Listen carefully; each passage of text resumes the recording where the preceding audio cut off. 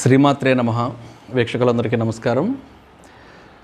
మేము చదువు పూర్తి చేశామండి, తగు విద్యార్హతలు ఉన్నాయి, అయినప్పటికీ కూడా ఎంత ప్రయత్నం చేసినా ఉద్యోగం రావటం లేదు, తగు పరిష్కారం ఏదైనా మాకు తెలియజేయండి అని అడుగుతున్నారు.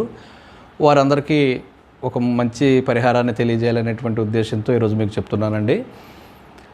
రామాయణంలోని యుద్ధకాండలో 131వ సర్గగా రామ పట్టాభిషేకం అనేటువంటి సర్గ ఉంటుందండి. 125 శ్లోకాలతో ఉంటుంది.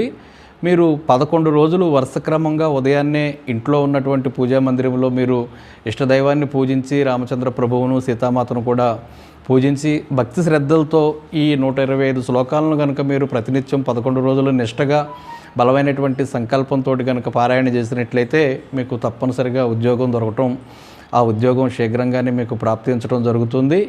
ఈ యొక్క విధానాన్ని ఎందరో ఆచరించి తగు ఉద్యోగాలు పొందిన వారు ఉన్నారండి. మా అనుభవంలో ఎందరో